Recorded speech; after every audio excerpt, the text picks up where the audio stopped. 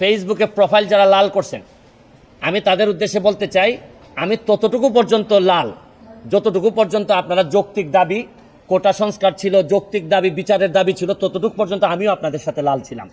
কিন্তু যখন আপনারা আমার নেত্রী জননেত্রী শেখ হাসিনার পদত্যাগ দাবি করতেছেন এবং ধ্বংসলীলায় মেতে উঠেছেন, তখন আমি যেমন আপনাদের যেমন আমার নেত্রীর বিরোধিতা করার অধিকার আছে, আমারও আমার নেত্রীর পক্ষে দাঁড়ানোর অধিকার আছে। আমি এই সস্তা জনপ্রিয়তার জন্য এখানে ভাইরাল হইতে আসি নাই। আমি জানি যে এখন দেখা যাচ্ছে যে এমন একটা অবস্থা যে আপনি ফেসবুকটা এমন, যেমন ধরেন আমার মাননীয় প্রধানমন্ত্রী বলতেন যে আমি ফেসবুক এমপি। আমি যদি ফেসবুক এমপি হিসেবে চিন্তা করতাম, তাহলে ফেসবুকে তো এখন পুরাটাই দখল করে রাখছে হচ্ছে গিয়ে এই জামাতের লোকজন সবচেয়ে বেশি দখল করে আছে। তা আমি এখন সরকারের বিরুদ্ধে একটা কথা বললে আমার তো বলার ক্ষমতা আছে, আমি তো স্বতন্ত্র এমপি, আমি যা ইচ্ছা সরকারের বিরুদ্ধে বলতে পারবো। তা আমি তো একেবারে এখন তো আমি মানবতাবাদী, শুধু মানবতাবাদী না। দেখতেন আমি যদি আজকে খালি সরকারের বিরুদ্ধে বলি, কালকে থেকেই সবাই বলবে যে সুমনকে আমরা প্রাইম মিনিস্টার দেখতে চাই, প্রধানমন্ত্রী দেখতে চাই। তা আমি তো ওই প্রধানমন্ত্রী হওয়ার লোভে আসি না এখানে। আমার রাইট রং বোঝার সক্ষমতা হয়েছে, আমি পড়াশোনা করে ব্যারিস্টার হয়েছি। আপনারা বলতে পারেন যে আমার পড়াশোনা খুবই খারাপ, মান খুবই খারাপ, কিন্তু এইটা আমি আপনাদেরকে জিজ্ঞেস করতে চাই, প্রধানমন্ত্রীরা আপনারা এই রিজাইন করাবেন, সরকার পতন করাবেন, পতন করায় আপনাদের আন্দোলন তো এখন পুরাটাই হচ্ছে গিয়ে জামাত শিবির আর বিএনপির দখলে চলে গেছে। তাইলে আপনারা জামাতকে আবার ক্ষমতায় আনবেন, তারেক জিয়ারে আবার ক্ষমতায় নিয়ে আসবেন যিনি দ্বন্দ্বপ্রাপ্ত। তাহলে আপনারা যদি এইগুলো আনেন, তাহলে আজকে আপনারা এক দফা চাচ্ছেন। এক দফায় কি মনে করলাম যে আপনাদের এক দফায় আমি মেনে নিলাম, মাননীয় প্রধানমন্ত্রীকে বললাম যে আপনি কি করেন, পদত্যাগ করেন, ছাত্ররা মারা যাচ্ছে, এই না সেটা আমরা বললাম তারে, স্বতন্ত্র এমপি হিসেবে আমি তারে বললাম। আজকে যারা এক দফা দিচ্ছে, কালকে এরা আরেকটা দফা দিবে, দিয়া বলবে যে আপনি আওয়ামী লীগ করা বন্ধ করেন, এই দেশে কেউ আওয়ামী লীগ করতে পারবে না। 2 দিন পরে বলবে যে এই দেশে মুক্তিযুদ্ধের চেতনা থাকবে না। এরা একটার পর একটা দফা তো আপনি যদি সব সারেন্ডার করে মেনে নেন, তাহলে আমরা যাবো কোথায়? আমি তো কোনো সংঘাত চাই না, আমি তো কোনো ধরনের সংঘাত, একটা প্রাণহানিরও আমি কোনোভাবেই পক্ষে না। যতগুলা ছাত্র মারা গেছে তাদের প্রতিটা ছাত্রের আত্মার মাগফিরাত কামনা করা এবং বিচারের ব্যবস্থা করার জন্য আমি সবচেয়ে, শুনেন, এখন হয়েছে কি, দুর্নীতির বিরুদ্ধে যুদ্ধ তো নাই, এখন তো নতুন আরেক যুদ্ধ তৈরি হয়েছে। দুর্নীতির বিরুদ্ধে যুদ্ধ শেষ, দুর্নীতিবাজরা তো যে যার মতো করে সেফ আছে, অনেক দুর্নীতিবাজ হয়তো দেশ ছেড়ে দিবে, এদের তো কোনো ঝামেলা নাই। মরবে হচ্ছে গিয়ে যে যারা এই না দুর্নীতি করছে না, এরা এই যে সহজ সরল জীবনযাপন চাইছে, তারাই এখন বিপদগ্রস্ত বেশি। আমি এই প্রশ্নটাই আমার কাছে মনে হয় আমার জীবনের সাথে মানানসই না। আমি কোনোভাবেই এই দেশ ছাড়বো না, এই দেশ আমার।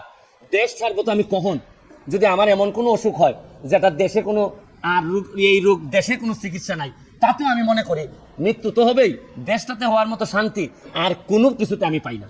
যারা যাচ্ছে বা যাওয়ার প্ল্যান করতেছে তাদের তো অনেক কারণ থাকতে পারে, তবে আমি মনে করি, মনে রাখবেন, প্রকৃত আদর্শের একটা মানুষ কোনোদিন তার আদর্শের মানুষকে এই বিপদে রেখে, ক্রাইসিস মোমেন্টে রেখে যাইতে পারে না। যারা যায় এরা কোনোদিনই কারো লোক ছিল না, এরা একমাত্র এদের ছাড়া কোনো চিন্তা এরা কোনোদিন করে নাই।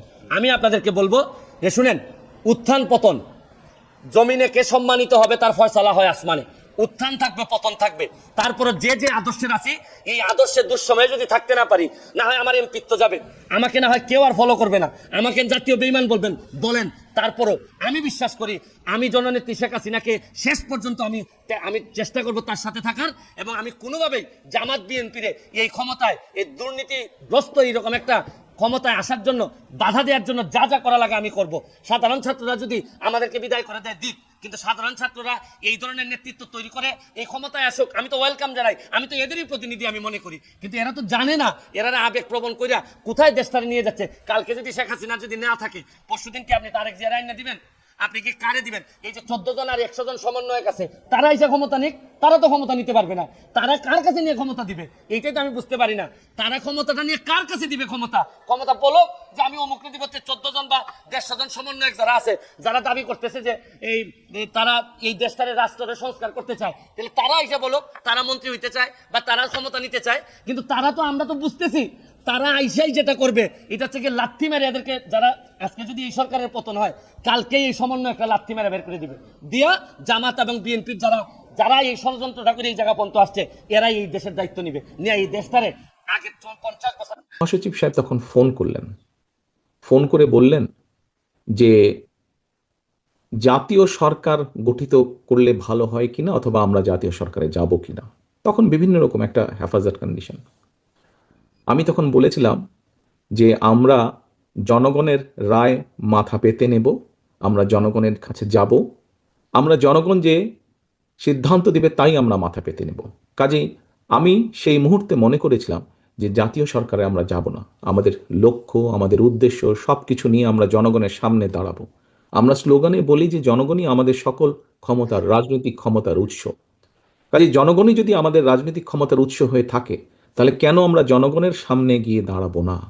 আমাদের লক্ষ্য বলবো দেশকে নিয়ে, জনগণকে নিয়ে, আমাদের উদ্দেশ্য বলবো দেশকে নিয়ে, জনগণকে নিয়ে, এবং জনগণ যে সিদ্ধান্ত দেবে আমরা মাথা পেতে সে সিদ্ধান্ত নিব।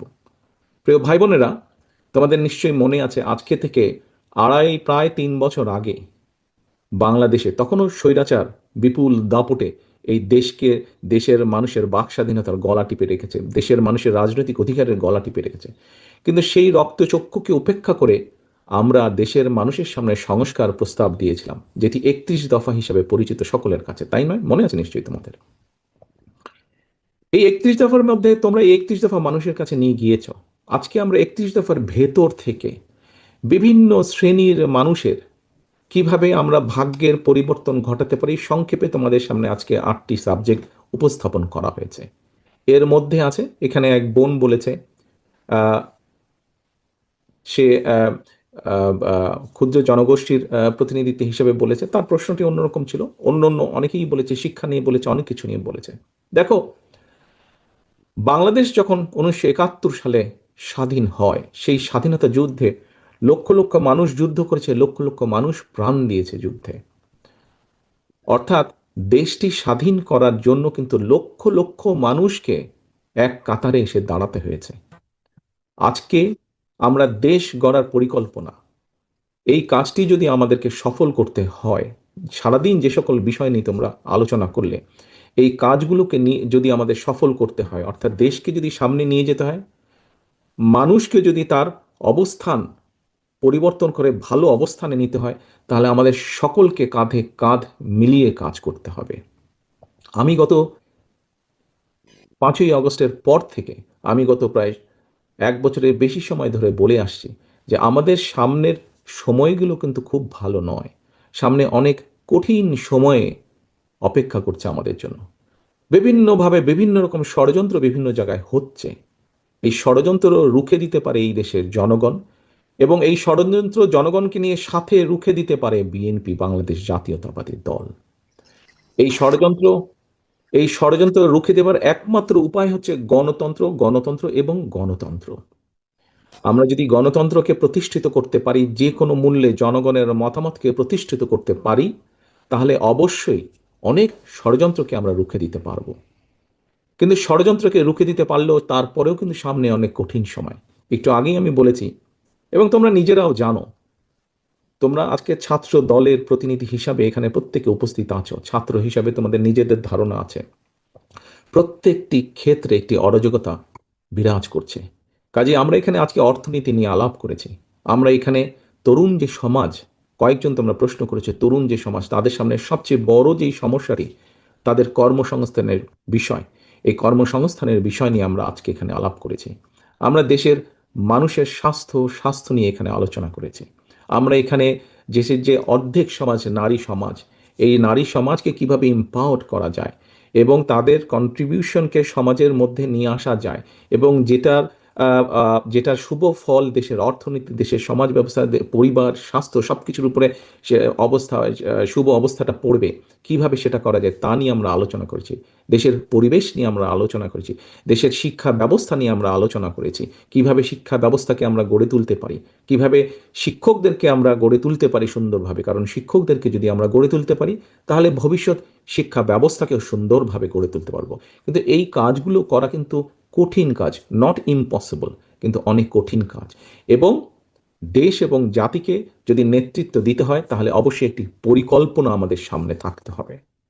প্রিয় ভাই বোনেরা, তোমরা আজকে যখন এই হলে এসে বসেছো, তোমাদের আলোচনা শুরু হয়েছে, তোমরা যে আলোচনা শুরু হবার সময় তোমাদেরকে প্রত্যেকে একটা করে ফোল্ডার দেওয়া হয়েছে, এবং কিছুক্ষণ পরে, খুব সম্ভবত লাঞ্চের পরে, তোমাদের সকলকে আলাদা আবার হাতে হাতে একটা লিফলেট দেওয়া হয়েছে না তোমাদের? সেই লিফলেটের মধ্যে কি আছে? সেই লিফলেটের মধ্যে কি আছে আমি বলছি। আলাদা একটি লিফলেট তোমাদেরকে দেওয়া হয়েছে। এখানে সোহেল, আজকে যে অনুষ্ঠান পরিচালনা করছে আমাদের জয়েন্ট সেক্রেটারি সোহেল, তার বক্তব্যে সোহেল কিন্তু একটি গুরুত্বপূর্ণ কথা বলেছে। আমি ব্যক্তিগতভাবে বিশ্বাস করি একটি বিষয়,